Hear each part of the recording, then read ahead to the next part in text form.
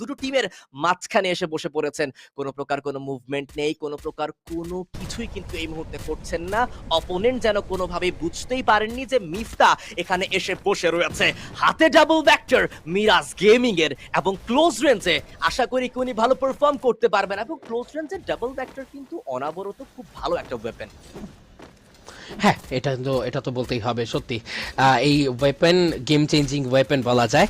এই মুহূর্তে কিন্তু আমরা AKM মিরাজদের কাছ থেকে দেখতে পারবো তুসিন, তিনি জানেন কি করে আসলে কোন ফাইটগুলো নিতে হয় এবং সামনে থাকা প্লেয়ারদের মধ্যে রয়েছে হামিম, রয়েছে N888 এবং হামিমকে এখানে কিছু বম্বিং করতে চাবেন কি মনে হচ্ছে তোমার RDH? কেন যেন মনেই হচ্ছে যে হামিম আরো কিছুটা সময় নেবেন। তবে রক্সম্যান গেমিং আসতে আসতে এবার কিন্তু বানি ভার্সেস রকম্যানসদের একটা ফাইট আমরা একদম ওপেন এরিয়াতে ফাইট হতে দেখতে পারবো। সেখানে কিন্তু রয়েছে বিল্লো, অপেক্ষা করবেন বিল্লো, ডিফারেন্ট অ্যাঙ্গেল থেকে কিন্তু প্রেসারটা বানাতে চাবেন এই মুহূর্তে বানি।